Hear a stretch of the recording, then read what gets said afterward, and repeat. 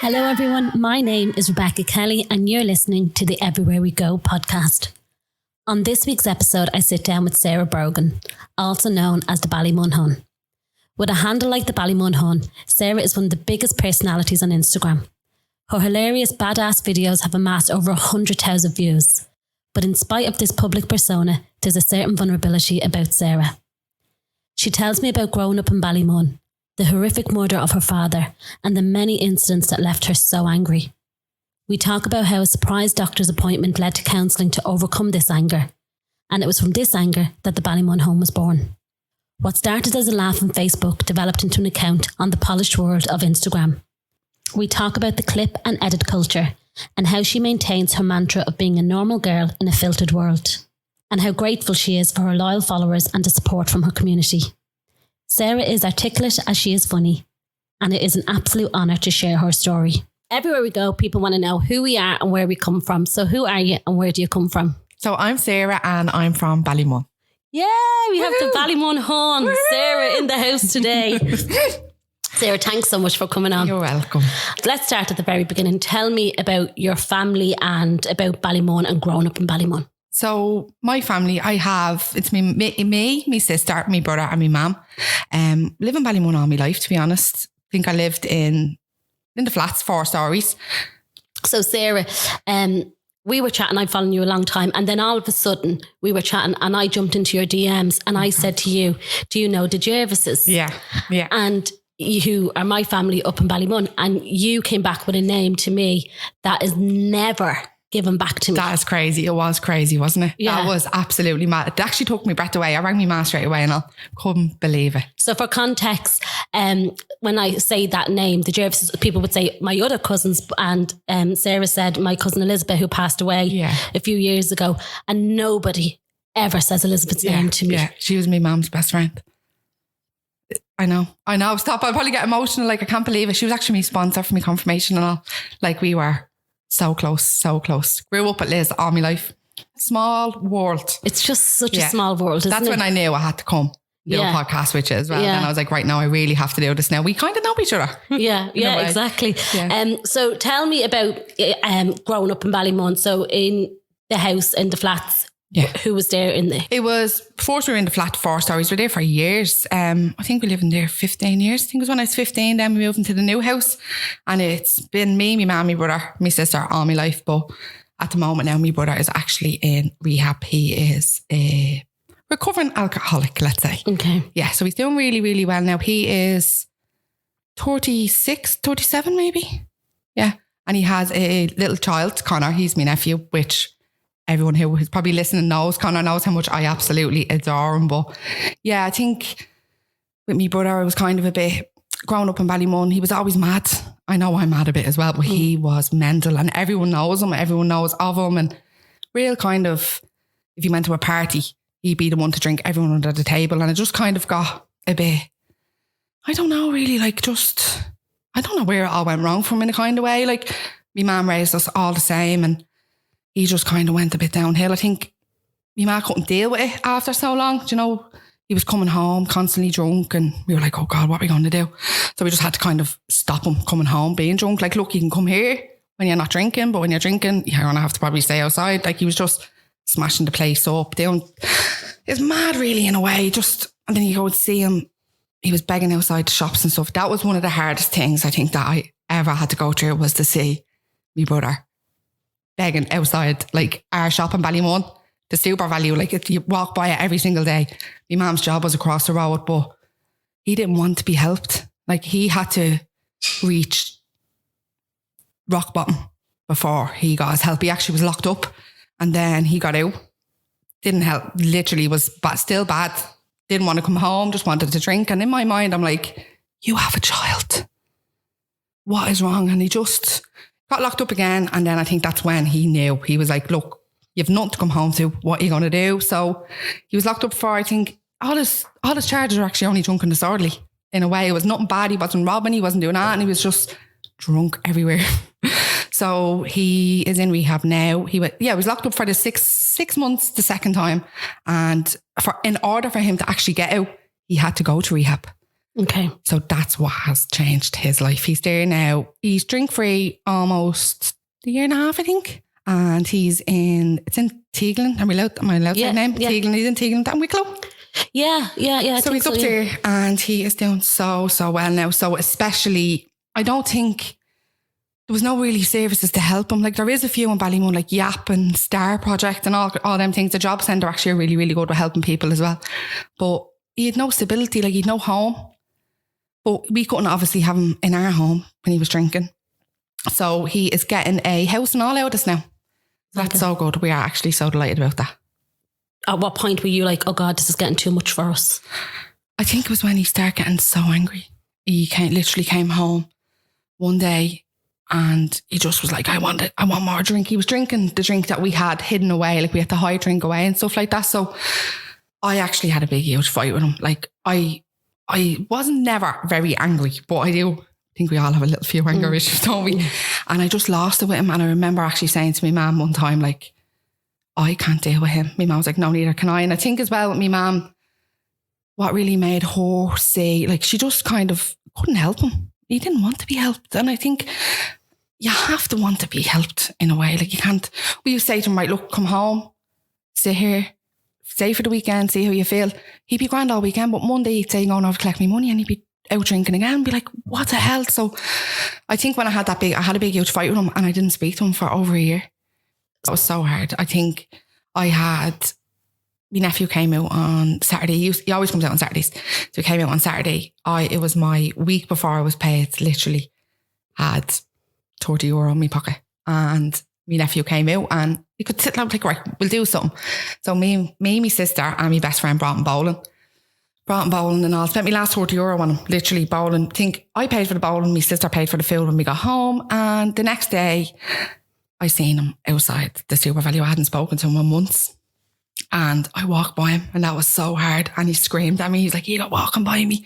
Can't believe you're walking by your own brother on the street and all. But I turned and I seen these people that I knew and I was like, I cannot respond to him. I had to keep walking. So I kept walking. I rang my man and I was so angry. And I was so upset. My man was like, look, you're allowed to be upset. You're seeing your brother. And I was like, you know what annoyed me the most? Don't sit there and tell me that I don't care when I'm at having your child for the weekend. I spent my last €30 on him. I think that for me, I was just like, I cannot deal with him anymore. It was hard, but I had to do it. And recently only got back talking to him. Not long before he got out to force time, he rang the phone and I think we were obviously in lockdown at the time. He rang the phone and we were all in a group video call. And I walked by and he's like, is that Sarah? And I just waved at him. And I started crying. He was like, what's wrong? And I was like, you look great. And it was just so sad. It was so sad. But I feel like he was making me so angry. And I was getting phone calls at my friends and I'm in work, like, your brother's passed out in the field. It was just not nice. Like, and I probably shouldn't have just cut him out, but he didn't want to be helped. I always say it, you can't be helped unless you want to be. And I honestly feel like that's not really out there enough. I can't get help. Sometimes you don't want the help. And that's hard to hear. It is hard to hear. I know that. But it is mad. Like me mum, poor mum, people stopping us on the street. Your child saying that he's hungry, blah, blah, blah. My mum's like, I'm only giving him a tenner. I'm at to buying him a pizza. He's not hungry. He wants some money for a drink. If he was hungry, he knows he can come home and get fed. But he didn't want to be fed. Like he just wanted to drink. Yeah. So it's crazy. It is. It's absolutely mad. But he's doing really well now. He should be getting out in the next few months, have his own place down in Wicklow. I just feel like he can't come back to Ballymun. It's just not good for him. There's nothing for him to do here. He's nowhere to go. It's just, and it's sad to think. Do you think the surroundings didn't help him growing up, or why do you think he went down the route of drink? Do you know, it's something that me and my mum always have a conversation about. Like we were raised the same. Like me, my sister and my brother. And I don't know. I think they're issues that he probably has to deal with himself. I really don't know now. We have different fathers, me, my brother and my sister actually. So my brother's dad, he kind of is out of the picture since he's quite small. And for me, I think it hurts me with my brother as well, the fact that his father wasn't there and I can't see why he wouldn't want to be there for his child. Now, he's the best dad in the world when he's not drinking, but sometimes the drink clouds his judgment and there we go. But that's the only thing I can kind of think of really that. And that's a lot though, Sarah. Do you not think that men in any way struggle with their mental health and their emotions, and you know, they don't speak about it. Why can't men? I know, and I think for him as well, he just bottled it all up maybe, and then again, like he was in a relationship and he lost his job, and then his relationship broke down, and maybe it was just too much for him, honestly, because he had a great job. He was a security man, like he worked his little arse off, to be quite honest, he really did, and he had the best of everything. So it was really, really hard to watch him struggle, and seeing him now is so good, seeing him so happy and healthy. And he's struggling a little bit in there because it's very religion based. Right. He is struggling a small bit with religion. He told him that and stuff like that, but he's trying. And even for him to try, where he said to me a few weeks ago, he goes like, the religion part, like I did feel like leaving. I was like, but you can't, like, we weren't raised based on our religion solely. We weren't. I said, so obviously you're going to struggle with it, but don't let that knock you how far you're after coming. So it's a bit. And did they do family counselling as well? They do as well, yeah. We do Zoom calls. I actually think we've only done 1 or 2 of them, but it's as well with Corona, it's been very hard. Now my mum has went up to see him. My mum and his little young fella went up to see him there for a couple of weeks ago. So he's delighted with that, and he gets like days out, but again, Corona, and it's in Wicklow, we can't travel. So he's hoping to get out for a weekend now soon. So we're hoping that goes well. That's all we can hope for, really. And that's it. And the house that he'll get then, will that be, where does he know where I think it's near where he's actually staying at the moment, yeah. So he'll have a little apartment. I think it's kind of just like a stepping stone, right, to see how he gets on living by himself for a couple of months, hopefully, Jesus. My uncle now, he, I don't know where he is, but I'll actually have to ask my ma where he is, but he is doing so well. Is he? He's doing so well. Yeah. He's off to drink a very long time. And it's the same thing that he couldn't go back to the home in Sheriff Street because there was different circumstances in the home. Yeah. So he couldn't go back to the home. So he's housed, and I think he lives with some men, and now he's like oversees all the men in the house and stuff, like in the housing project, wherever it is. But he's doing really, really well. And he's one that as well, we would have saw, I've seen when, you know, coming out of my job, and I'd see him across the way sitting outside the pub. It's so hard. And I just ignore him. Yeah. And it's shame. Where I'd probably walk by other strangers and give them money. Yeah. Where it was my own brother, I wasn't. Where I had said to my friends a few times, look, go around there, give him a tenner for something, it'll be my money, but I just wouldn't even want him to know that it was me. Yeah. I don't know why I was like that, but I think I was afraid that he'd probably just go in and buy a drink out, and you're like, oh my God, is he going to get a drink out of that? And you just want to be fed. You just, literally that's it. And as well, I think it was hard, like hostels for them. When he was clean, like he was off to drink, let's say only 2 weeks. So that's a big thing for them. 2 weeks, and he's staying in the hostels, and then there's people drinking around him and all. And then he's going out, hanging around with these people. I just have a bottle. There you go again. So in a way, like he did have the hostels to fall back on, but they didn't really help either.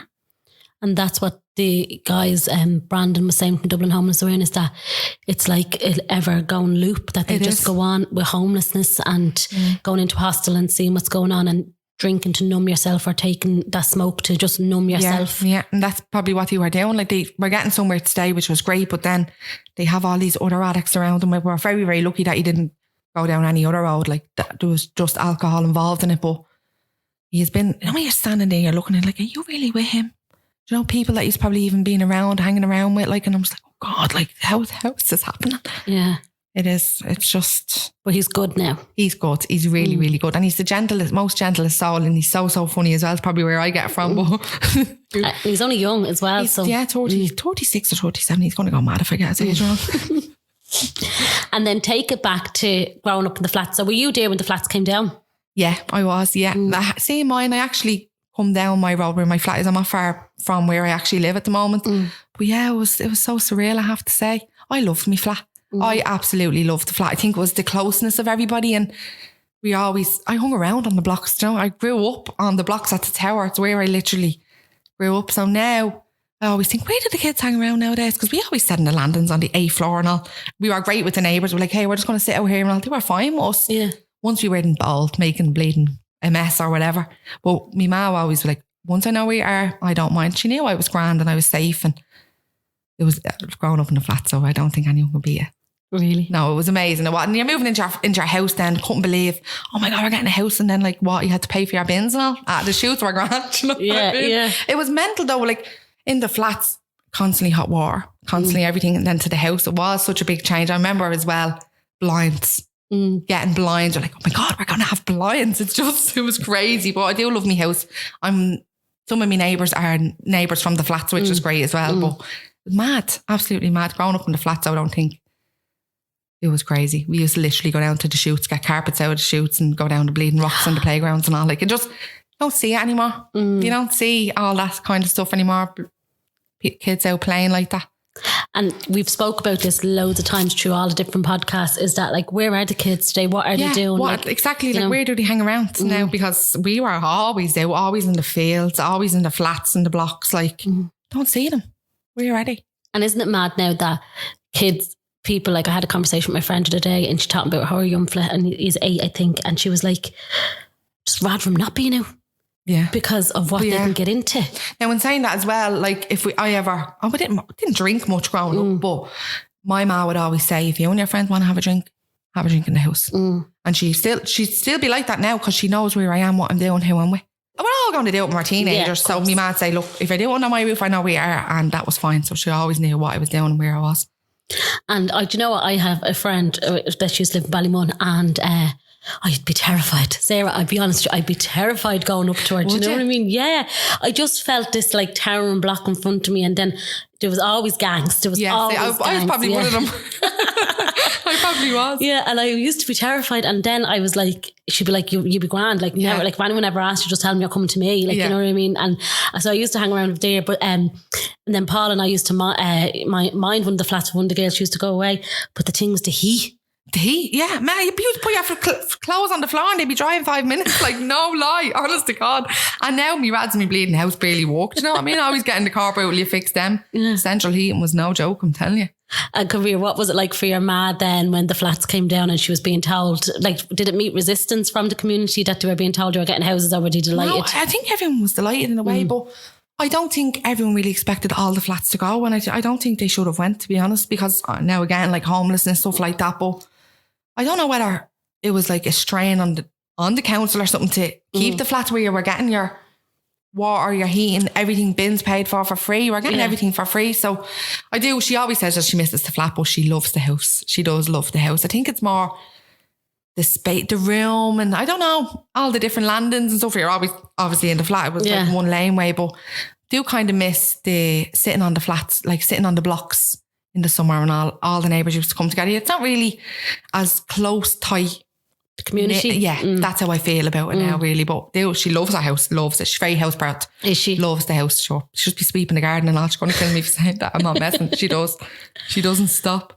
What does your ma do now? She works in the job centre in Ballymun. Does she? Yeah, she actually does. She is amazing. She's so good. She always tries to help everybody.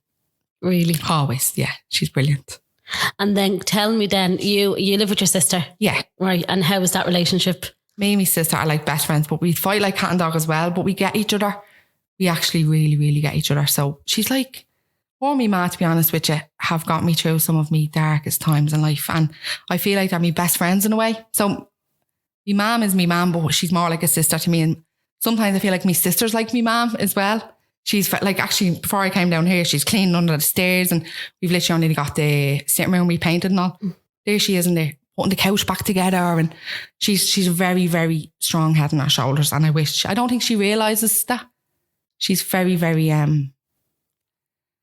strong-minded. Be lost without her? I really would. I know I would. And then your friends, do you still have the friends that you had when you were a kid? Yeah, some of them actually we're still really good friends with, and then more friends when I was a teenager as well. Actually, one of my friends, Nadia, actually, she has been my longest friend ever. I know her from the flats. So we are friends like how many years? Probably 25 years. Jeez. Mental. Yeah. It's great to have that. It is. It's so good. And my friends I'm really close with now, I've been friends with since I'm about 14.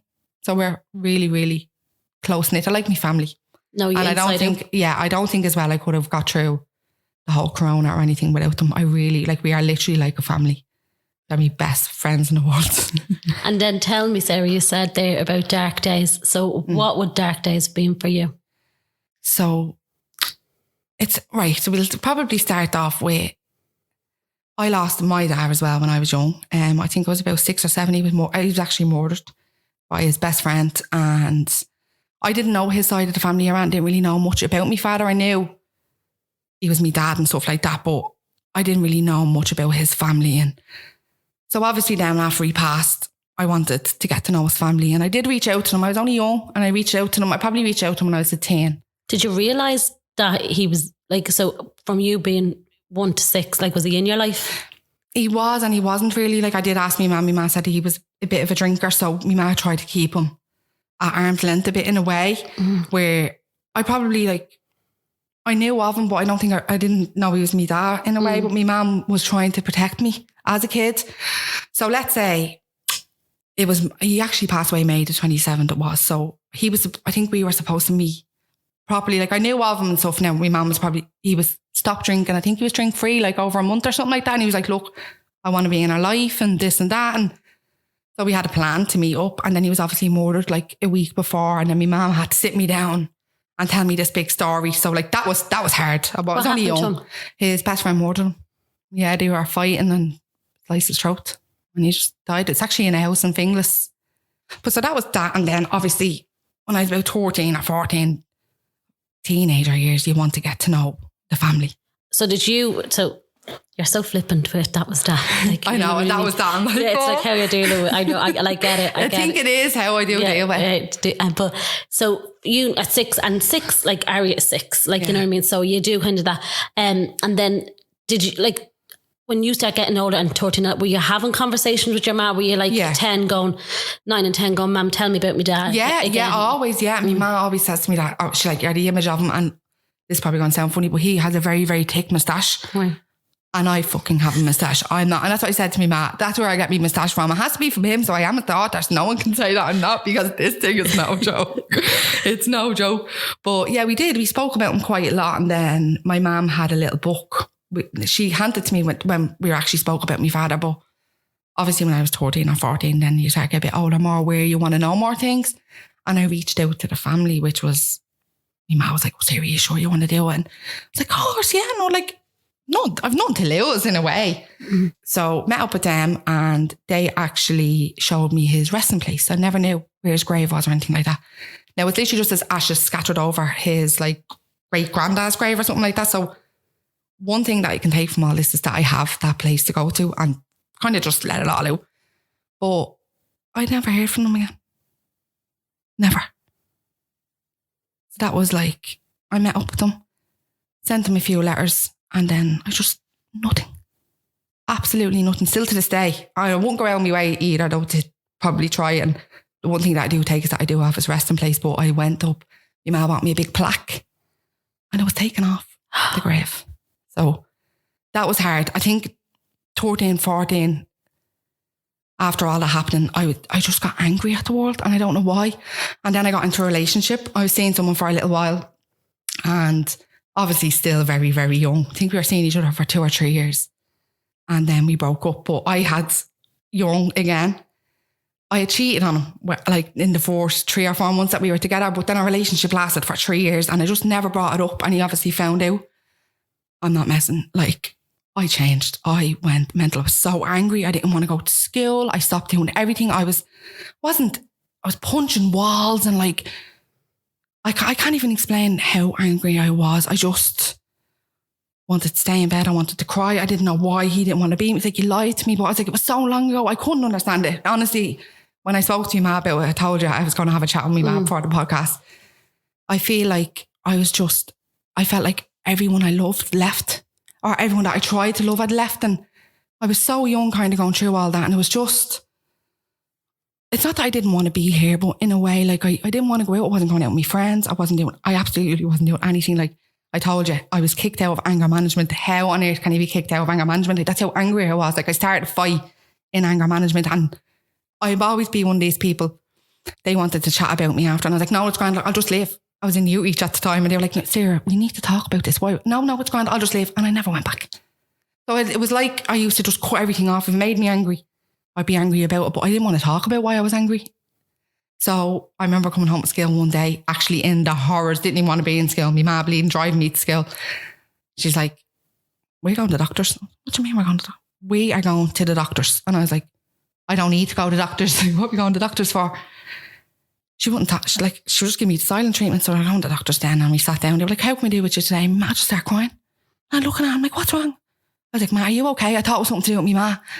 And the doctor was like, no, Sarah, this is about you. And I was like, what do you mean about me? My man, I don't know who she is.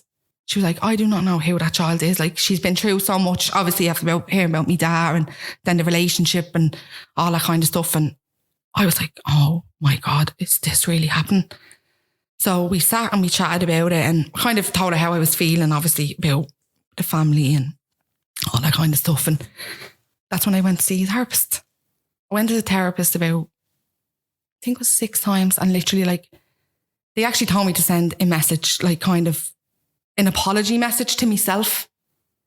So I had to just sit and think about all the times why I was angry, and which is weird. Like I didn't really feel like I needed to apologise to myself, but I needed to apologise to myself to accept my anger in a way. Does that make sense? So that literally, if my mad didn't bring me to the therapist, I don't know where I would be right now. And that's honestly how I feel about it. I feel like everyone needs to go to a therapist once in their life. I really, really do. Was your ma afraid of you?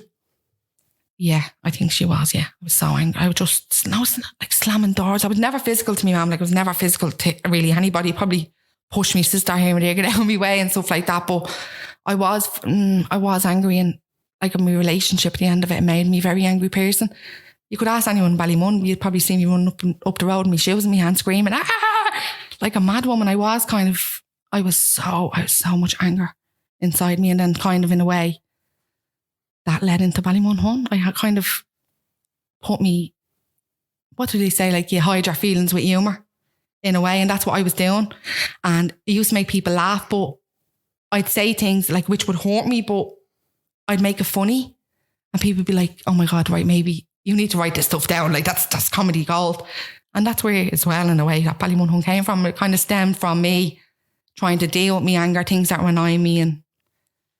And when the therapist told you to apologise to yourself to be angry for, what did you put down on that? It was like, I had to realise that I was allowed to be angry, but there's ways to project your anger.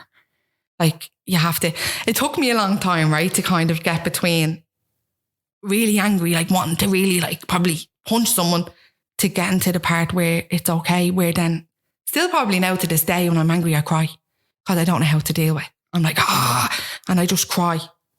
So I think kind of writing it all down is like, look, you're allowed to be angry, but you're going to have to change how you portray your anger in a way as well. So I just wrote down, like, I was sorry for being angry. I was sorry for, like, I don't want to say like I'm sorry for reaching out to my dad's family in a way, like, because I feel like that was really a big thing for me. Like, for me reaching out at that age and them not getting back to me, I was angry at that, but I was angry at them, not at myself. So when I spoke to my therapist about that, they were like, right, well, that's not something you need to apologise to you for. You just need to apologise, like, let's say me running up the road, screaming and getting kicked out of anger management, stuff like that. Like, it's not stuff that I wanted. Where I was in a course in anger management, I was doing a beauty course, and they had like other little things at the side, and we went to anger management stuff. But I stopped even doing the beauty course because of my anger.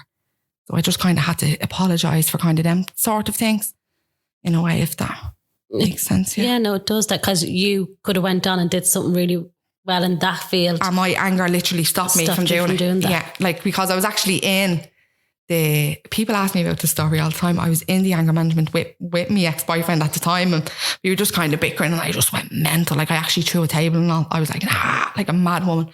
And I tried to climb out the window and all. They were like, Sarah, please. I was like, no, I don't want to talk about it. Go and talk about it. That's where I had to learn as well. Like, you need to talk about things. You can't just say I'm grand and leave it. Where I'm a little bit of a bitch for that. You just say, that's when you just did it earlier on. See? And that's that. That's see, there you go. It is. It's crazy where I do like to speak about it, but there's a part where I probably feel upset me. I'm like, oh no, it's grand now. Listen, let's move on. Do you know? Yeah. And do you have regrets reaching out to his family? No, I think I would have regretted it more if I didn't, and I wonder. So no, not in a way. And they gave me his resting place in a way. Like, I don't, now after the plaque and stuff was taken off the grave, I don't even like looking at it, and that's the God's honest truth. So I just walk. It's actually in a lovely graveyard in Holt. So I just walk in and past the grave. I'd probably tip it, bless myself, look over, and you can see down, then you're onto the pier, see out all into the boats and all. I feel like even if I see if my foot is inside Holt, if I see the Holt sign and put my foot in it, I feel like I'm near him. I feel like I'm just there, and I'm paying me respects in a way. I love Holt, and it just holds that little feeling for me. So no, I don't regret reaching out to them. I just... Was his parents alive? I think his mother was at the time. His mother, yeah. I think that's who I rang actually. The first time was his ma. And then I got in contact with his two sisters. Just never heard from him again. It's crazy, isn't it? Yeah, like I don't understand it at all. No. Like, you know. I was so young. So young. And I remember when we met them, it was my birthday. My mum was like, don't tell them it's your birthday. Yeah. Oh, that's probably why I didn't hear back from them. They thought I was bleeding looking for presents. Oh, my mum, I'll never forget. Don't tell them it's your birthday. Don't tell them it's your birthday. It's my birthday. Oh, yeah. I had to. Yeah, I was a kid. Like, it's my birthday. You have any money there under the table? No. Did your ma have a relationship with him while she was going out with him? No, I actually don't know. I'm not too sure, actually. I don't really think so. So I don't really think they went out that much. They probably seen each other a few times, and that was it. I don't think it was anything really serious at the time, but my mum obviously had me and they did stay friends, and so he was actually very good friends with my granddad as well at the time. It's mad. My granddad used to always talk about him, and like me as well. I'm always singing. Like, I remember one day I was in the kitchen singing the song. My ma goes, "Where did you hear that song?" It was actually what's the name of the song? Oh, I can't think of the name. Anyways, whatever song it was, I was singing it, and my ma was like, "Sarah, that was your dad's favourite song." And I was like, "Stop." Weird. So two of us loved to sing as well. Did you ever go to a medium? I did once actually, and it was weird. They wrote everything down. I still have it. I think it was about 15, 16 when I went. I remember walking out to my friend, like, "Oh," and I just sobbed. I sobbed after it. I would like to go to another one again though, just to kind of see would anything new come back. And did you have any of the like paper clippings from what happened to your dad? Yeah, I actually still have them now. And I don't have many pictures of him or anything like that, but one of my dad's best friends gave me, which he was my godfather, he gave me a big photo album. And it's just loads of different photos of me dad and all. And so I have them, and I have another big picture, and I have a few of the neighbour, or the clippings of the paper as well. But I actually have the one about the house in order. I have that clipped out, yeah. Do you look at it? No. I remember actually Googled it about a year ago in work, and I was like, "Oh my God, I can't read this." I was actually looking for the paper though of the day he died, because I heard it was like front page news. But I can't find it. I don't know how I'd go about that. I think I Googled it a few times. I didn't Google it too much, but there is a way. The Herald Records still give it to you. Would they? There we go. Yeah, go to the Herald Records. Yeah, they give so it I to have a you. nose of that. And why did you Google it a year ago? Why did you just... I don't know. I really... Sometimes I get little waves of like... I don't even know how to put it. Waves of look it up in a way. I don't know. Curiosity. I don't know. Yeah. Just what? It is strange. It's strange. I actually met the person who killed him as well. I know that's weird. Did you? Yeah, he was at my godfather's funeral. How did tell me about that one? So we went obviously, and I remember my ma telling me like that's him, and I was like, "Oh my God, ma, like what do I do here? Like how does anyone deal with that in a way?" But actually at this time I had no pictures of my father, and he gave me one. I do have it. It's actually up in the attic. I took the frame out because I was like, I don't want that frame. I don't want that. But it was kind of sentimental to me in a way that they were. I don't really know much of what happened to them. I do know that they were best friends though, and I maybe it was an accident. I really don't know. But he got 7 years for it. And he got out then, and then I met him. And what did he say to you? Did you introduce yourself? He came up to me. He was just like, "I'm so sorry." Yeah, I think he'd asked me ma beforehand, and my ma was like, "Hey," and my ma goes, "That's Sarah." And I just kind of looked at him, and he was like, I'm so sorry. Like, I'm so sorry. And he started crying in a way, and I was just like, God, I think I was only, I was 12 or 13. That was before I met his family. Would have been 7. Yeah, because he got 7 years. Yes, I was about 6 when he died, and 7. Yeah. Yeah, that was so surreal. I have to say now in a way, like. Yeah. At 12, I wouldn't 12 even... or 14. Yeah, no, I don't know how you deal with that as a 12. No wonder you were angry, Sarah. Exactly. Yeah, I know. I held a lot of anger in me, and I hate when I even feel myself being angry now. So I'm like, oh, you can't be that person anymore. Like, who gets kicked out of anger management? Like, come on. I was only young, but like, I was 19 actually when I got kicked out. I wasn't that young, wasn't that long ago. But you know what? You've dealt with like the loss of your dad, and then one of the biggest rejections you can ever face in your life. Yeah. A girl who is probably, you know, going through puberty, going through all that, a hormonal teenager and going through all that, like how you didn't end up any other way. Yeah, no, but that's what my mum always says to me. I'm so grateful. Like, I told you I grew up on the flats. There's some of my friends now that I see walking down the road like zombies. Mm-hmm. And my mum would say to me, like, how are you? I'm like, I don't know. I really don't know. She's like, I think I'm pretty strong. I do think I'm strong. So it's mad. It is like seeing your friends like that I grew up with in a way when I was probably most vulnerable. And they are like addicts at the like. So you at that moment in time growing up must have had some support. Yeah. In terms of your mum, your grand, you know, all of that. Yeah, my family. Yeah. My cousin Kelly actually, we were best friends growing up. Like we were the best of friends, and she was actually there with me through all that stage about my father and stuff like that. So I think having her as well, she was like 2 years older than me in a way. So she was always there to guide me, where she never like, and I'm saying that actually she would drink where I used to be afraid to drink. So my ma would love a couple of drinks, but my cousin Kelly, her ma wouldn't really. And we always say that I'm Michelle's daughter and she's my ma's daughter. Kelly be a bit more wild than what I be. But then again, Kelly has 3 kids now. She's settled down. And I be a bit more wilder now in a way. Like, but it is, yeah. And then you said then that's where Ballymun Hun came from. Yeah. And you said there, which I just want to pick up what you said, like you'd make jokes about yourself. What jokes do you make about yourself? I remember probably one of the first jokes I made, and everyone used like, there's actually something wrong with you, Sarah. So I was going out, and this is actually what started my weight loss journey in a way as well. I was going out one night, we were going to see Baker Ma, and I put on a dress, and I said to me, Ma, right, take a nice picture of me standing there. Christmas tree behind me, takes the photo. You fucking couldn't see the Christmas tree. I covered it. I actually covered the fucking tree. I'm not messing. And I actually I wanted to cry. I really did. I was like, I can't go out looking like this. I feel horrible. I wanted a good night out. I needed a good night out with my friends. So with that then, I uploaded it and I was like, Jesus Christ, a night out tonight. I'm covering the tree. That's all them curries. I'm going to be the Christmas turkey this year. And I used to kind of slag myself before anyone else would. Right. That's kind of in a way, like that's how I think I deal with. Yeah. Your insecurity. And everyone's like, oh my God, you're too funny and all, you mad bitch. And no one ever said, like, I don't think in one comment on it, like, you look gorgeous. Everyone's like, ha ha ha, because I knew everyone agreed with me.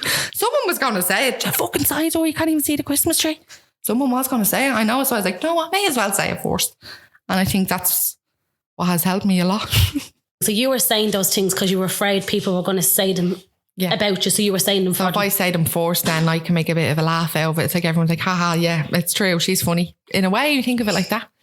And you set up, we were talking earlier on off mic, that at first was Facebook, was it? Yeah, I actually started off with a Facebook page. So like there'll be just things that I'd probably say and people like, you need to write that down. Like you really need to write that down, Sarah, you're not normal. And I'd be like, yeah, no, I will. But then I was like, how would you even go about doing that?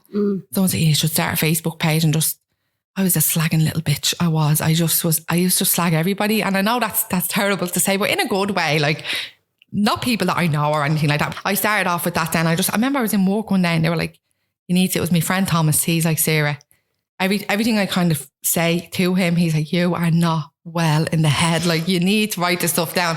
So I just made up the page. I didn't put my face to it for like a week or 2. And I was like, no, do you know what? People need to know that this is me. As well, I used to put up things on my own personal Facebook page. And I remember like one of my family members, like on my granddad's side, was like to me, ma, like the thing she writes up, it's vulgar and no, like moaning at it. And I was like to me, ma, how am I going to get around this? Ballymun Hun started then. So I was like, right, and do you know what, actually, fun fact, I actually hate the word Hun. Do you? I hate the word Hun, but I rhymed. So I was like, now there we go, Ballymun Hun. So I've made that and Facebook just exploded because he used to always talk about like fuck boys and all. Now obviously like when you're on the dating apps and stuff like that and like people don't text you back and everyone loved it. It was more just a bit of a laugh. It was a laugh. And then obviously my Facebook got taken down and then terrified going to Instagram. Oh, it was just full of everybody like so beautiful and what's it, 365 apps and all, like all using them apps. And I was like, oh my God, no, if I go on my stories to be screenshot me. I was terrified, literally terrified. I think my first story on Instagram was me speaking about my Facebook page being taken down. and that I was going to try and start with Instagram. But I just hated going on to the stories because I felt like I didn't fit the image for Instagram. And it's sad to think that someone even thinks like that. You don't fit this image for Instagram, perfectly polished. And I just had enough one day. It was my skin as well. My skin was in bits and I was constantly covering it with makeup. And I was in work and I remember washing my face in work and I said to myself, how am I going to leave this bathroom now with my big spotty face, my makeup all still kind of caked in, couldn't wash it properly in work, rubbing the tissue on my face, little bits of tissue getting stuck and all. And I walked down and I was like, no, like I feel like how I'm feeling now, not wanting to leave the bathroom and work. Like, I don't want to go onto Instagram when I've no makeup on and all. I was like, I can't do this anymore. So I went up and I'm not messing with you. When I say my Instagram blew up from that, it blew up. Everyone like, thank God someone's coming on. And what did you do? I went onto my story. And what did you say? I was like, so here I am in work. If I go through my archives, babe, to find it, but I'm like, you can see it in my face. I was like, I feel like I can't do this anymore. And I says, I'm in work. I'm going to wash my face, my skin. I says, I'm constantly trying to cover up the spots on my skin. I says, I'm about to be in the bathroom crying and walk. I was like, I can't get anything to fix my skin. I was like, I don't want to come on Instagram when I've no makeup on because of it.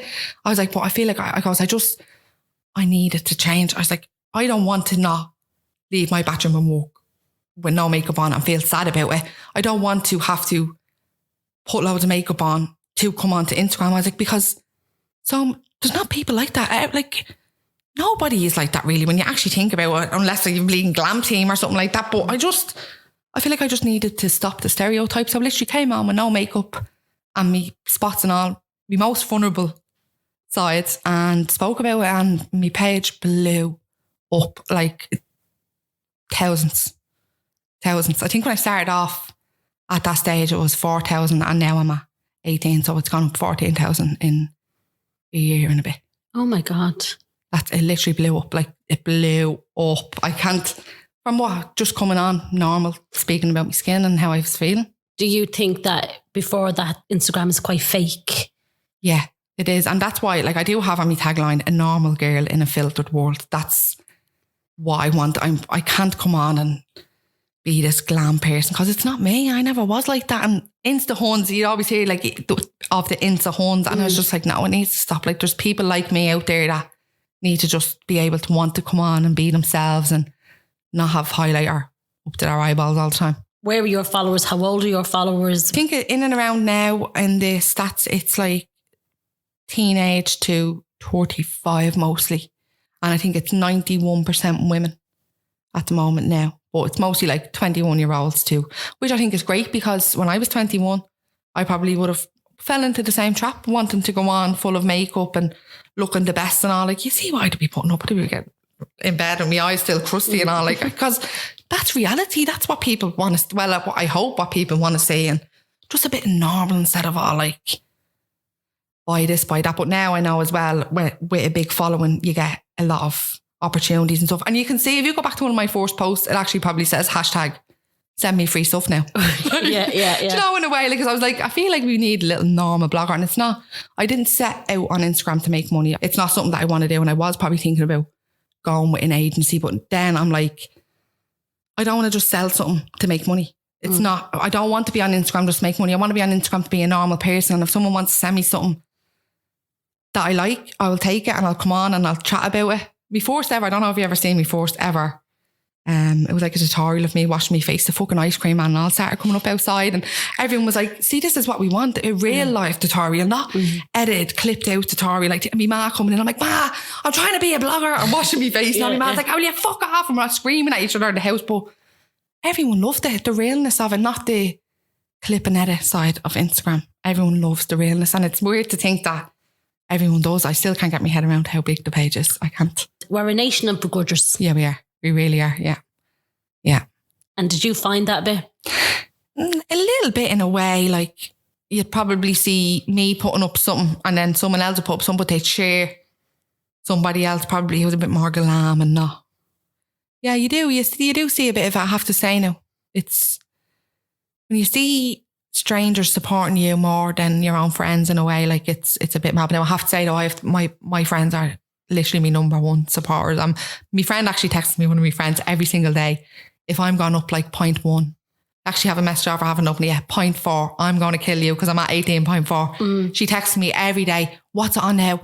Not way if you click into our followers, you can actually see like 192. Yeah. What's it on? Are you needed too? Like they are literally my biggest supporters and they share everything I put up. They like everything I put up. And even when you get them pages, who's to follow and all, my friends will put my name in there, like just for a bit of support. Yeah, like, I popped your name in there. How many followers did you get today? And all, like they're always texting me, asking me about it. So they're really, really good. And like the likes of some of the shops and all around Ballymun have been so good. Like the pharmacy and Poppentry, Super Value and stuff like that. They've always got in contact with me and wanted to probably like, Super Value actually sent me a voucher. I was delighted with myself. I'm always in Super Value. And if there's ever deals, I'd want to help them in a way. So I think I'm not really a begrudger.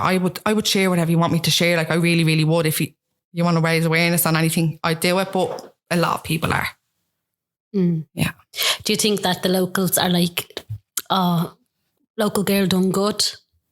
I'd like to. I'd like to think that. Yeah, I really would. And that's like, I think Ballymun does have a bit of a bad name behind it and stuff like that. So I just wanted to show like that there's normal people like me living there and I can do what somebody else can do. Like let's say in Ashbourne or whatever, like these. Is Ashbourne even posh? Why did I say Ashbourne? It's posh than Ballymun. Do you know what I mean? It's posh in a way. Like that they can do it, I can do it, but I probably do a bit more comedy and it's not going to be edited and stuff like that. What you see is what you get really in a way. And there was a point on your Instagram that you were really upset because of all this tattle lives and stuff that was being said. So do you want to talk about what was being said and how you deal with it, or do you want to just talk about how you deal with it? No, well, literally, I came onto Instagram last year and spoke about my bottom teeth. They're very, very gappy. A few years ago, I had to go and get a tooth taken out. When I was actually a child, my lungs collapsed as a kid. So I was really, really sick. And they like to me, look, she's going to end up with her teeth are going to be really, really black and bad, or else she's going to not have teeth at all, really. No, they thought like to have like sugar teeth. Yeah. So I'm very, very lucky in a way to think that all that's really wrong is my bottom teeth. Like they are a bit thin and gappy, but they're more gappy now because of the tooth taken out. So I did come onto Instagram and I spoke about that. I was like, I hate me bottom teeth and all. And I was going to the dentist and we were going to speak about braces and stuff like that. Then obviously with COVID hit and I was supposed to go and get an appointment and the dentist's closed and all this sort of stuff. So then when I went, I don't know what made me even go on the tattle. I went on and it was like, her teeth freaked me out. Oh my God, like how common is she? Imagine dancing around your kitchen because you got a free breakfast. Well, hello, like I would dance around the kitchen for a free coffee. Do you know what I mean? Why do people, like I got a free breakfast. Why does that bother you? Like, and I'm not messing with you. If I get a free roll off somebody and I put it up and I'm like, these are to give me a free roll, roll's massive. They text me and say, Sarah, you do not believe how much you've helped me. Like they'd probably get 5 or 10 sales out of it, let's say, but they know that the review is honest. They know this, they know that. Like, why is it such a big deal that I'm getting a free breakfast roll and raising awareness for a local shop or a new business? Or like, I didn't understand this. So I haven't read anymore and I don't think I can read anymore because it genuinely like really upset me and I didn't understand. I was thinking to myself, why does it upset me? I don't know these people. It did take me a few hours, probably a few days to even, no, it was a few days because I actually came onto Instagram and I was like, something's been annoying me for the past few days. I didn't want to speak about it. I didn't want to bring it up. But then I was like, I feel like a lot of people don't bring it up. They don't bring up the bad side of it. And it's hard to read stuff about yourself online. It's like, oh my God, it is. It's hard. I wouldn't really wish it on anybody. I wouldn't. And how did you deal with it? Like what? I didn't go on to Instagram for a day or two. I told my sister about it and she was like, Sarah, they don't know you. And I was like, I know. I had to kind of step back and say like, that was probably 2 or 3 nasty messages. I get hundreds of DMs a day telling me how much I probably like uplift people and what I'm doing is good. And like, oh my God, I can't believe you came on like that, you gas bitch and things like that. Like, and them 2 or 3 little messages, like it is crazy to think that they would weigh heavy on your heart more than the good messages. But you just need to, they don't know me. They don't know who I am. They want to slag me teeth and that's the only thing they can kind of slag me about. They can't slag me personality or me as a person because they don't know me. Yeah. You just have to look at it like that, really. It's hard though. Yeah, because you see other bloggers and some of the stuff like, and I said this last week at Nicole as well, is that we're seeing so many people drop off because of it. And they just don't want to deal with it. And it's so hard. Like I wanted to do it. I wanted to just stop. And I was like, no, I'm not letting them win. You can't let them win. You just can't. You do it for a reason. You do it to raise a bit of awareness. Like, let's say me coming on with no makeup on and stuff like that, and making other people feel a bit normal. And what, because I got a free breakfast, there's something wrong with me? Like, no, there's something actually wrong with you for writing that comment. I'll see you later. Don't behave. And because of your realness, is it easy for you to keep going with your content, or? Yeah, I think so, in a way. Like, I don't feel like I ever have to. When I see people putting up like content days, I'd be like, oh my God, should I be doing more? But I'm like, no, it's not. That's not what my page is. I literally put up a funny quote, something that I'm thinking of, I'd put up. And then if I was to get at new, I actually did put up a while ago, like, do you want me to start showing more of what I'm buying and stuff like that? And it was half and half, yes and no, because that's not what my page is in a way either. So when I do see people putting up like content days now, I'm like, oh God, like, should I do more? But I'm happy with how I go on. But I find as well, a lot of the times when I'm online, let's say I'm in work and I'm chatting, and then I go home and I just cut off, and I'm like, oh jeez, I always cut off. I really do that. I don't know why. Yeah, it's weird. In what way do you cut off? I don't come back on. I feel like if you're scrolling through someone's page, someone's Instagram page, and they're like, you're following that day, you'd be like, oh, what are they doing now? It is weird to think, because I'd be like that. Like, I absolutely adore Stacey Solomon's Instagram. I love her. And when she just goes, I'm like, oh, what's she doing now? Right. It's so weird now. People probably don't think like that about me, but when I come home, I do feel like the next day I'm like, oh, sorry, I never came back on last night. I kind of do just cut off, but because I don't know, I'd be thinking like, do people actually want to see me making me dinner? Do they want to see this and that and that? Like, and it can get a bit boring. So sometimes I show what I'm cooking, sometimes I don't, and sometimes I do cut off, but it's weird. It's just, it is a weird thing, Instagram. Do you get recognised when you're out and about? Yeah, I was actually in Penny's there a good while ago, and I was talking to my man. Someone goes, I know that face. Oh my God, you're Ballymun Hun. And my man was like that. My man's been noticed as well. You're Ballymun Hun's ma. Oh my God. And where else was I? I was outside one of the jewellers in the Omni, and this woman came up to me. She's like, I have to say hey and all or whatever. I think my ma was in the budget. My ma came out. Then my ma got talking to this woman and all, and we walked off. My ma goes, who's that? And I goes, I don't know. She goes, what do you mean you don't know? I've been telling me your life story. I goes, ma, it's a Ballymun Hun fan. She's like, Sarah, did you not know that woman? I was like, no. I had no clue who she was. So it is weird being recognising her out. And I think earlier on I was telling you, when I'm even in my friend's car or anything like that, people would be staring at me, and I would be one to say like, what are they fucking looking at? You were saying as well that we were in town and you were noticed. It's weird. Yeah, it is. Like, I was walking with my friends just before Christmas, and there was a group of girls sitting on one of the steps, down by where Alfie's and all is. But we were walking, and one of my friends was a bit ahead of me, and I was just chatting to one of my other friends, and when you can feel someone looking at you as well, and we kind of walked by, and my friend was like, Sarah, what's wrong? They are like, oh my God, look, it is Ballymun Hun and all. And it's just little me walking down the road, and people are getting excited, and I'm just really like, oh God. It is weird. It is weird. But then again, you have to be careful. What might be running down the road bleeding, drinking or shouting or doing that, and like to be like, oh God, do they know me? It is a bit strange. Even when I get on the bus sometimes, the bus man and all, I know you. I was like, no, you don't, please, I can't. I do be a bit scarlet. It is strange. It's so surreal in a way. And then you're saying the support that you have, like, do you have people reaching out asking you how you grow your page, how you did all that, or?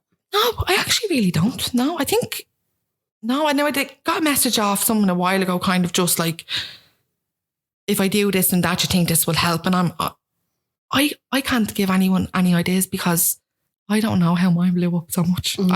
Hands on my heart, do not know how. It just went mental after my skin. And then I done a few questions about crazy exes. Like, what was the most craziest thing you done? And like, that literally blew my page up as well. So it's just happens. Like we were saying earlier on, sometimes you just get lucky. Yeah. You do get lucky.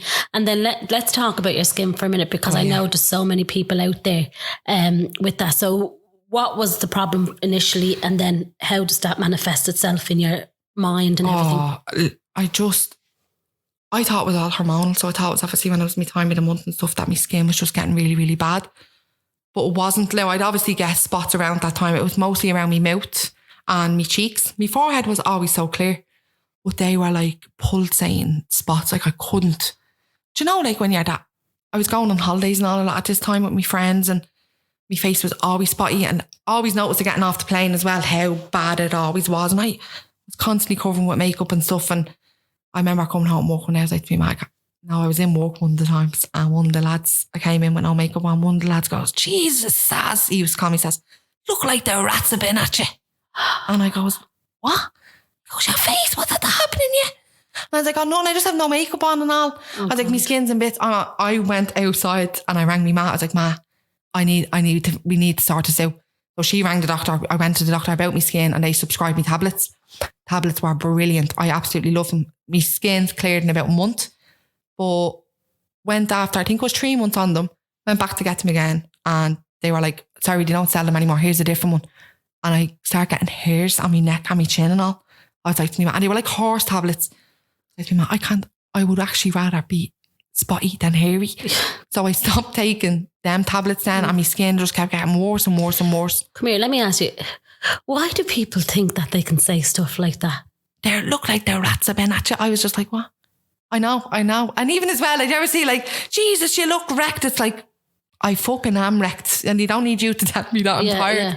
In a way, no, I know. And did you say that to him? No, but now in saying that, it's a common running joke between the two of us. I always say, you look like the rats have been at you. And he does laugh about it, but he just be like, oh Jesus, here. Like, I'm sorry, because I came in I think I'd put up that day then that I went to the doctors and all. Yeah. And when I went to work the next day, he was like, I didn't mean that. And I was like, no, I know. I was like, but if he probably hadn't said that to me, I probably wouldn't have even went to the doctors about it. But there again, you just said like that you made a joke of it every day, and you still do. I still do. Because you don't want him to make the jokes, or? Probably, yeah. I probably got it from that as well. Like, he slagged me spots first, where I'm like, real, like now, even if I come on and my hair's all over, you'll hear me going, look at the bleeding head of me. Why do you think you do that? I don't know.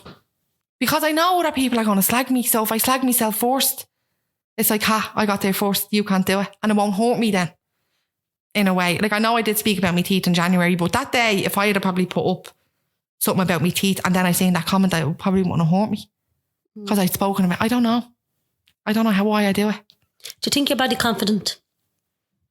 I am a bit more now. Did you actually ever, you probably didn't see me picture when I put up a picture. I was on a cruise in Vegas and I'm sitting on the chair and I actually said I look like Homer in a dress, and one of my cousins drew the fucking dress on me and he sent it to me in WhatsApp, and I look Homer in the moo. That's what we used to still call me, Homer in the moo. So that, I wasn't body confident then, but I started going Slim and World. I went to the gym and stuff like that, and then I did, and then putting on a bit of weight, then you're really like, oh no, my jeans don't fit me anymore. But I'm happy now. I'm not as I went to Dubai last year and I was super happy, body confident. Yeah, no, I literally, but obviously now with Corona and stuff, I just feel like I'm not trying a lot more, and I'm not as body confident now because I know your jeans don't fit. You're like, oh no. My sister said to me today, coming here, put on a pair of jeans. Like, oh, my jeans, none of my jeans fit me. Don't be telling me to wear jeans. So I'm not really that body confident, but. Do you care less now? I do care less now. Yeah, I do. I don't know why or how. I probably the Instagram helped me. Like not caring and actually coming on and without makeup. I used to put makeup on going to Super Value to buy eggs. Super Value was 2 minutes from my house because I knew people would see me. Look at her skin and all my skin. It was bad. It was really, really bad. There came times where they were like literally like boils on my neck and all. But I covered them with makeup constantly and it wasn't helping. I was so upset over mine. I really, really was. Like, I used to be like, me ma and all used to be like, Siri, your poor skin and all. And I'm like, oh ma, please. I think as well, like, your face, you look at someone's face, you talk to their face, and when you have spots on your face, like, you just, I was a bitch for covering my mouth. And I know that didn't help. I worked on computers. Obviously, people touching the keyboards all the time, me touching them constantly. But that was more of a thing where I didn't want anyone to look at them. It's because we're girls as well, and I think we're supposed to look beautiful and have this flawless skin and stuff like that. It is a kind of stereotype with girls. Like, when you have spots, it's like, oh jeez, look at her skin. It was the same for me. Honestly, it's bad, I think.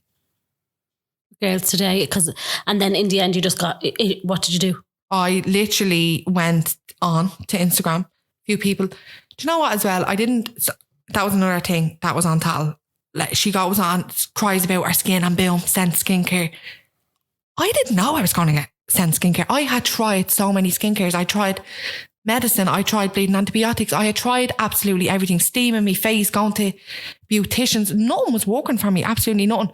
I did get a skincare routine that it would kill the spots when I get them, but they were still constantly coming. And I was like, this isn't working either. Yeah, it was kind of killing them and breaking them down, but wasn't working.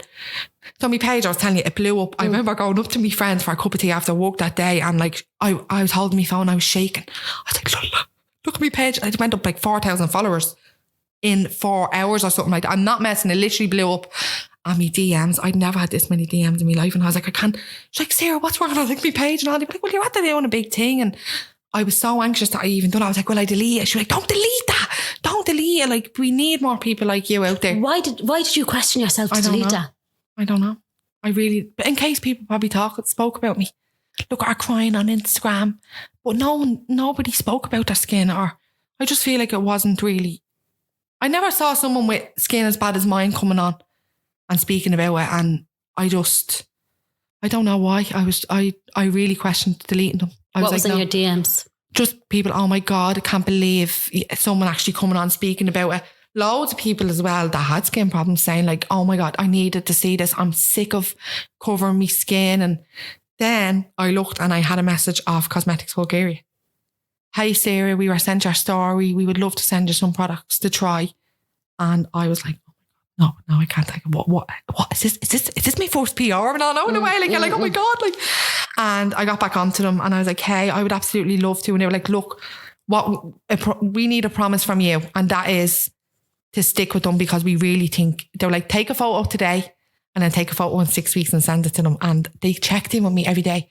Are you doing it? Are you doing it? All like once in the morning, once at night. And I was, and my skin just changed completely. Like, it has cleared up so much. Now I wouldn't do it I do it obviously every morning.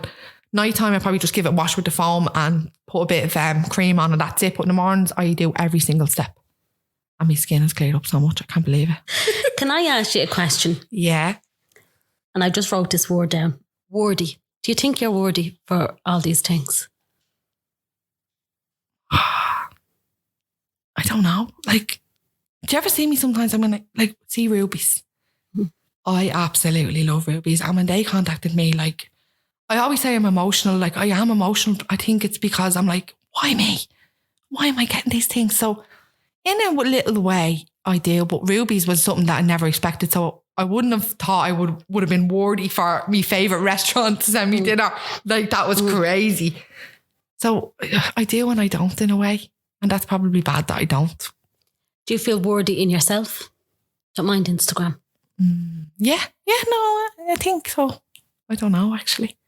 Now that you're at the putting that thought in my head, I don't know. Like, do you think all of that?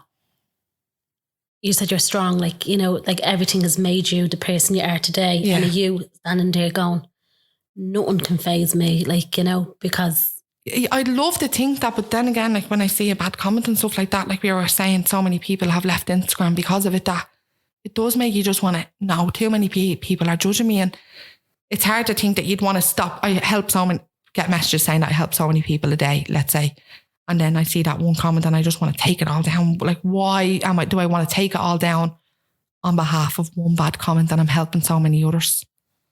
Why? I don't know why we're like that. I think we're just too much in our own head more than anything. You see one bad thing about someone and you're just like, I know, I won't watch them now or something. And I don't know. I've mentioned him before because I love his content.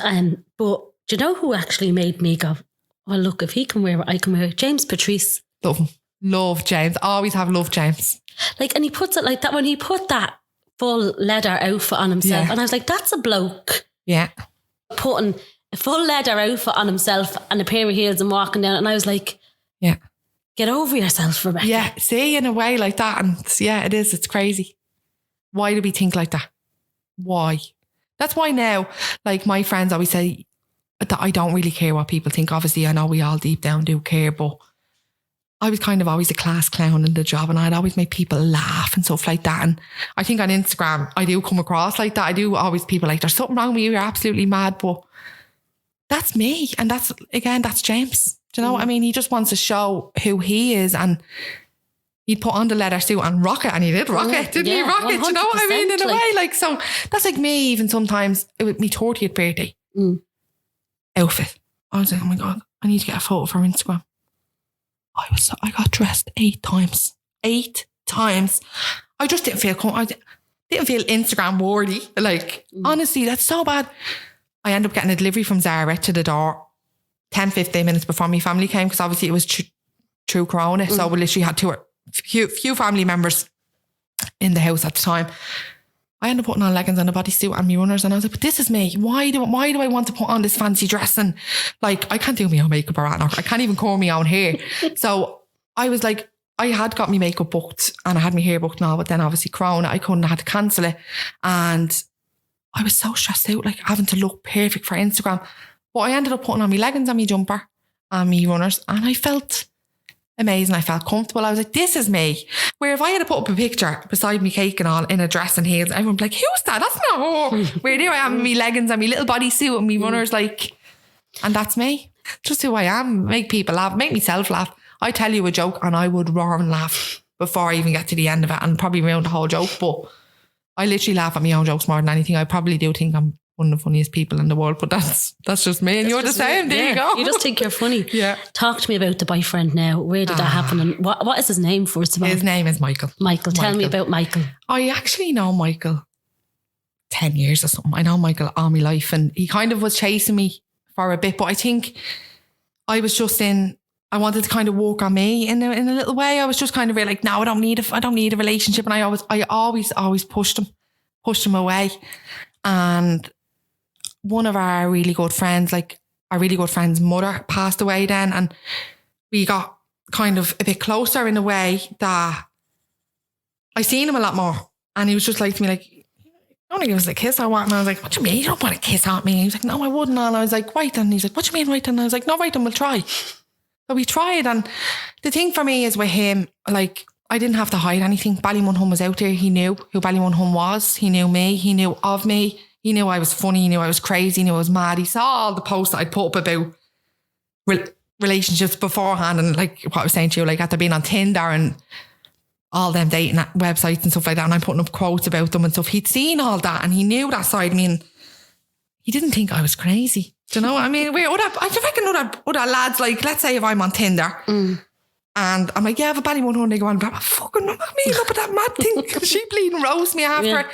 So I think more was the fact that I knew him and that he knew me, and he didn't judge me, he didn't judge the page and stuff like that. And we just literally, I know it's so weird, but I'm not messing, I fell in love with him.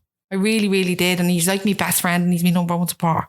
Is he? Yeah, he is. I'd probably still kill him though. He'd kill me as well. But yeah, he's too funny. He's like me in a way. We're two buzzers. We actually are two class clowns in a way. That's probably why we get along so well. And the fact that I knew him, and I was always terrified of first dates, like always, but I knew him and there was no anxiety. It was just, it felt right. It did. It felt right. And that's my first boyfriend in probably like 10 years or something. I wasn't with anybody for such a long time, where I'd seen people and just never really walked out. But yeah, I can't believe it. Happy out? I know, I'm very happy. And wait, we're nearly with each other a year now. Oh, really? Yeah. But think about it, a year, we haven't been on a date really. No. Because of this corona. No, we did. We went to a hotel. You've probably seen the pictures, me on the ground passed out. We went to a hotel and we went to Ruby's twice, I think. And that was it. So we've never even experienced the pictures together or anything like that. But I think as well, if we're at the lasting this long during lockdown, when you're constantly stuck with each other, like, I think we're going to last. I hope we're going to last. I'll kill him if we don't. Turn into a stalker. Yeah, I'm telling you now, knocking at his door. And then let's just again talk about the page and your family around it. Does your sister find people adding her? Like, are you a bit private about that with her? Yeah, sometimes now, like saying that, I put a reel of the two of us today and she was like, don't tag me in that, like, don't tag me in that one, where I wouldn't. But she was actually doing like a fashion challenge and stuff like that, and she didn't ask me to share it, but I shared it, and I would text her, say, do you want me to tag you? Because obviously in things like that, the fashion challenges, like, you want to be seen and stuff like that. But she is a fashionista. She is like, she should be more famous than me because she looks like a supermodel, honest to God. But yeah, no, my family's fine with it. They seem grand. Me man, tag me. Tag us. Tag me in that. Yeah, no, they're actually all really, really fine with it. They are now. Some of my friends as well, like, I probably wouldn't tag them. They'd be like, right, don't tag me in funny videos, no more out or anything like that. We're making a show of ourselves or something. They'd be like, right, no, probably don't tag me in that. And I'd always say to them as well, well, look, if they put up a video even and I don't want it on Ballymun Hun, if it's me being a bleeding mad thing, I'd say, no, just tag me normal page. But yeah, they're fine with it. he seemed to be fine with it. And then can we just get into a little bit of nitty gritty in the sense of brands and PR? Yeah. Do you think that you don't get sent brands and PR stuff because of Ballymun Hun? I think as well, it's to do with like, I don't think I'm vulgar, but I have no filter in a way where I'm not going to come on and say, oh my God, look at this cup. It's so amazing. Look at the porcelain. And I'd be like, look at this fucking cup. Isn't it massive? Do you know? And I sometimes like brands don't want to be associated with like, not coarse words or whatever, but they just want a polished finish. And that's the word, isn't it? Polished. And I am very unpolished. Polished in good ways, but I'm not super polished. Like, I wouldn't give you, if you give me a brief, I wouldn't. Let's say I work with Fat Frog. I actually worked with Fat Frog last week, and I literally got a box of cans and stuff like that. And I ran a competition for them. And they just sent me a tagline. It was like, this is what to put up, but obviously tweak it in your own way. Like they didn't say to me, you have to do this. And that's what I think would scare me more with working with, like, let's say an agency or anything like that. Like, do I have to come on and speak so highly of this and follow their brief? Because people would be like, who's that? That's not her. Like, she doesn't speak like that. She wouldn't use them words in a way.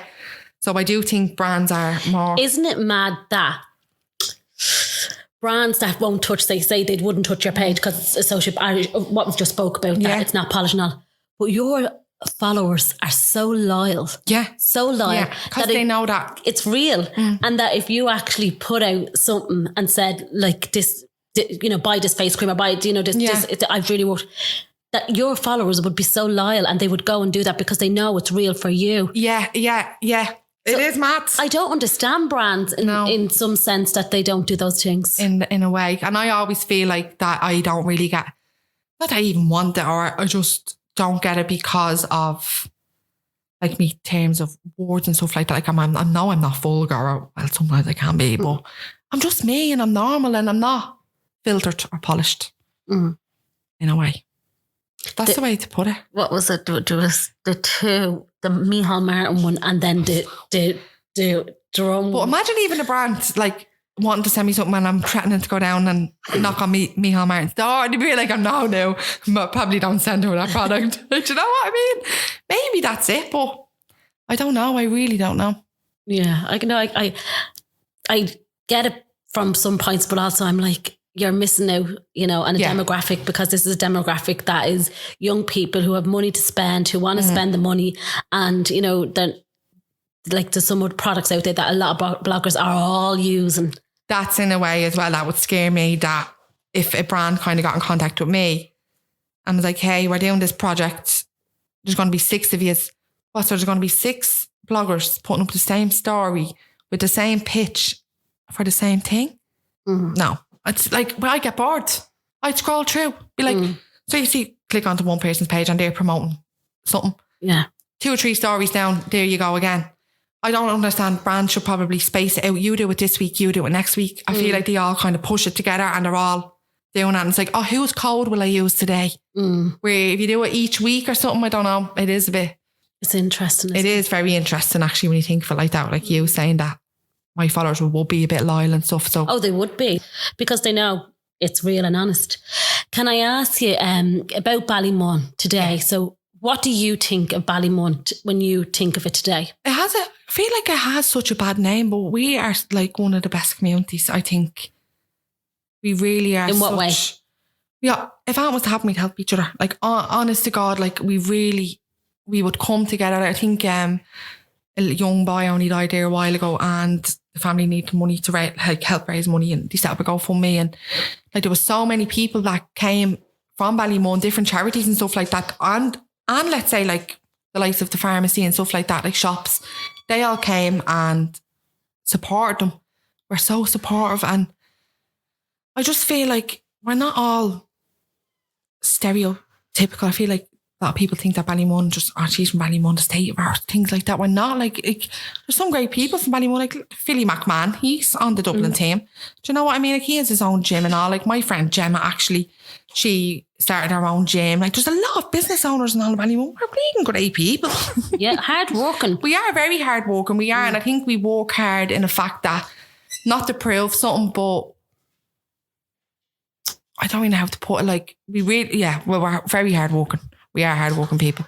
It's working class. It's making sure you're okay, making sure there's food on the table. Yeah, and that's my ma always said, Sarah, once all my bills are paid and there's food in that fridge, I do not care how much money I have. And we've always been the same. Literally pay our bills, food in the fridge, anything else is a bonus. And that's how I see it. I do think Ballymun has such a bad kind of cloud over it. I know like there's a lot of vigilantes, let's say, but you get that everywhere. And I feel like sometimes we're just picked at a lot. We really, really are. Some great causes in Ballymun. They're really, really. I think your man, Jerry Prendergast, do you know him? Did he only win a big award and stuff? Yeah. Do you know what I mean? Like he's brilliant. He's done a lot for the community. There's so many. Briar, the Recco. Like growing up as a teenager, I knew I could always go to the Recco. We were always there instead of being on the blocks. I told you I hung around the blocks and stuff. What was the Recco? The Recco is Briar, so it's Ballymun Youth Regional Resource Centre. Yeah. Okay. Ballymun Youth, I don't know, something like that. Yeah, Ballymun Youth Resource Centre. And all the teenagers go, we only went once a week, but it was somewhere for us to all go and play pool and stuff like that. And I don't think a lot of people even know that them services are out in Ballymun. I was telling you, I had a conversation with my ma and I said to my ma about like me brother, like I don't think there's any services in Ballymun. My ma goes, Sarah, there is. Nobody knows about them. Because my ma works in the job centre, like loads and stuff like that. Like my friend Cheryl as well, she is from Ballymun and she has started her own hair company, the Pearl Studio, and she built that from the ground up by herself. I went to school with Cheryl. Like for me, even seeing her building her business up, and I remember even her telling me that people were like, geez, you're from Ballymun, you're doing that. And why is it such, oh my God, you're from Ballymun and you're doing that? It's like, if I was from somewhere else, you wouldn't think any different. Don't get it. Like if you were the Dundrum Hun. Yeah. You'd be do you know what I mean? Would it be different? It is mad. Crazy. And you get your realness from where you're from. Yeah, exactly. Yeah. And then would we have a little chat about the world today? What do you think of everything going on? I'm actually like so fed up. Are you? Honest to God. I'm so lucky. I feel so lucky and grateful that I still have a job to go to. And that's the God's honest truth. But I feel like I wake up, I go to work, I come home. I wake up, I go to work, I come home. And in saying that, my sister and her boyfriend, they're working from home at the moment, and my sister's boyfriend was having his lunch the other day and he was having a sandwich and he went to sit down at the table with a sandwich and he stood back up and he goes, fuck it, I want to sit at that table. I'm sitting at this table all my life, what it feels like. So I'm fed up. I think we're all fed up in a way, and it's hard. Like yesterday, I probably cried for 12 hours of the 24 hours of the day. Why?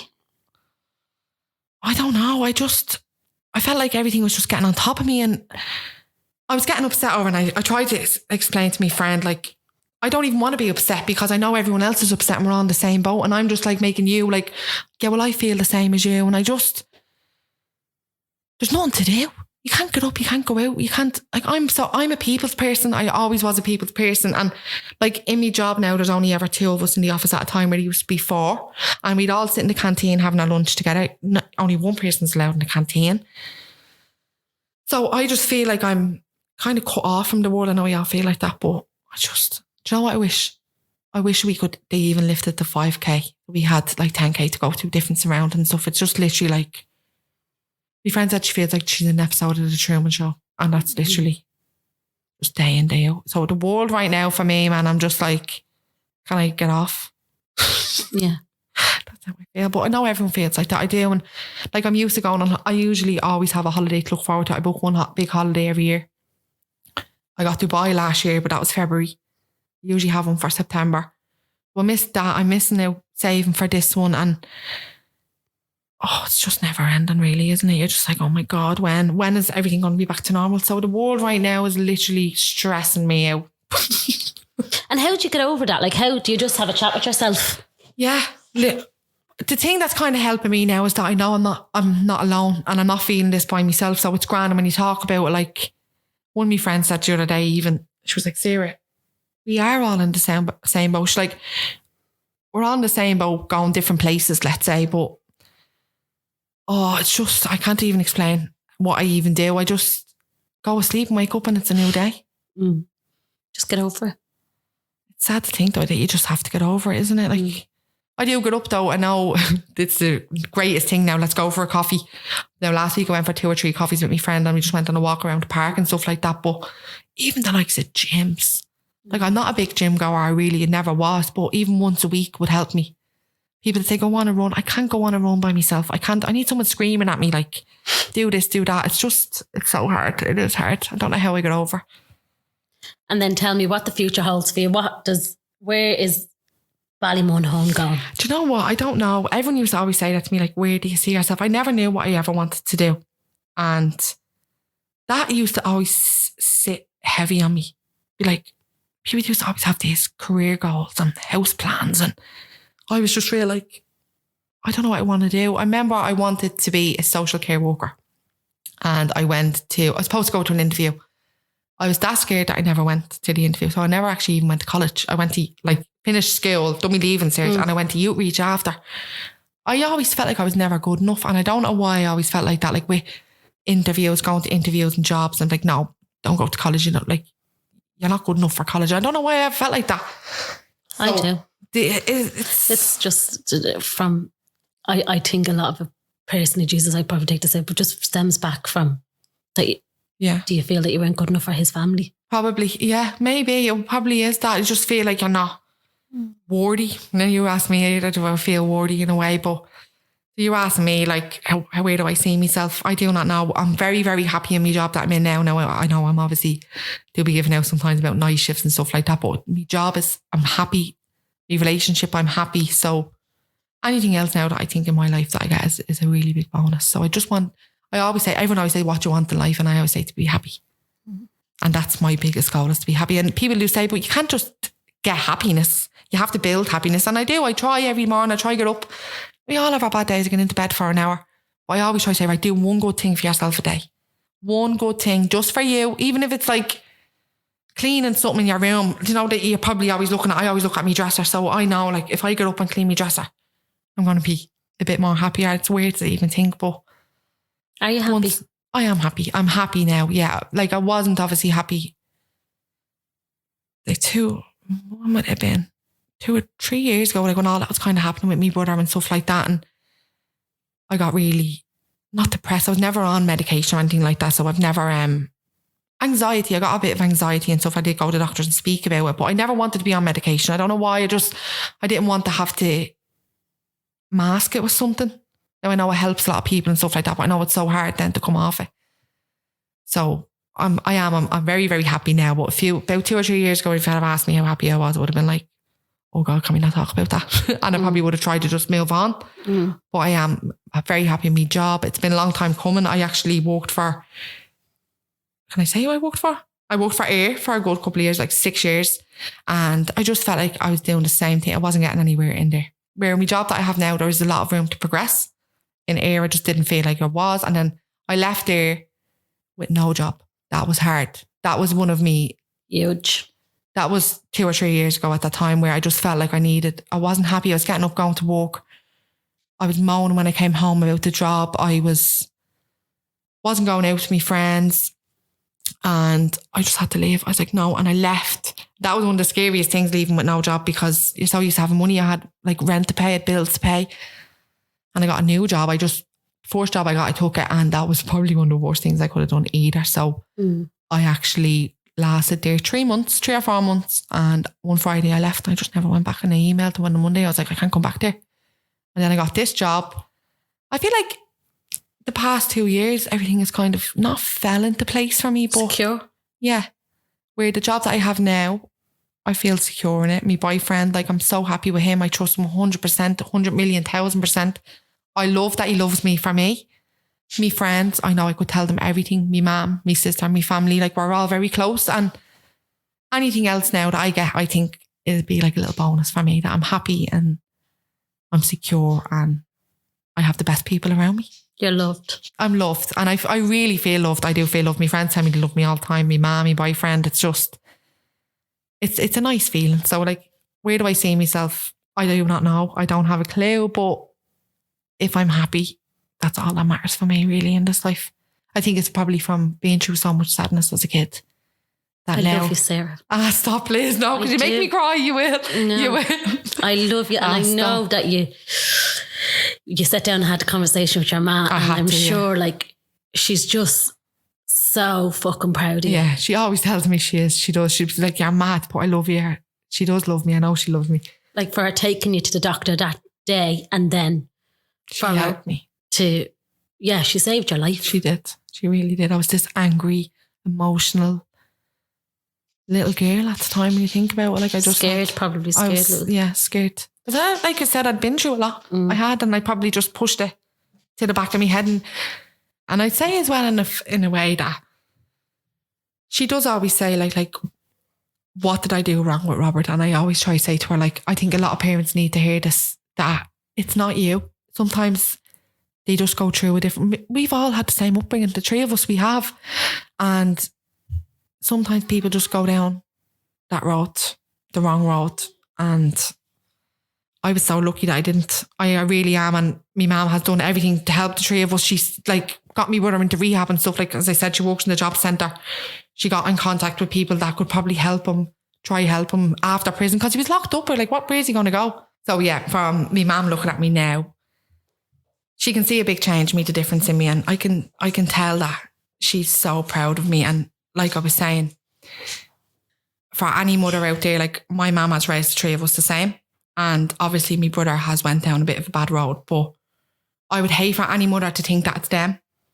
Sometimes we just choose a different path in life. And I know she's so proud of the three of us now. Like my sister has a degree and all. Like my sister she's probably one of the smartest ones out of the whole lot of us. And my mum is proud of us, but especially from where we're from. And I think a lot of people probably think that people from Ballymum will just grow up being addicts and stuff like that. So for us to probably, like me, have a good job. My sister has a great job with a degree and stuff like that. And we've head on our shoulders, and she tells us she's proud of us every single day. Does she? Every day. She tell you she loves you? Every day. I can't go to bed or out without saying bye. No, as well, and you're walking out of the house, see you later, love you too.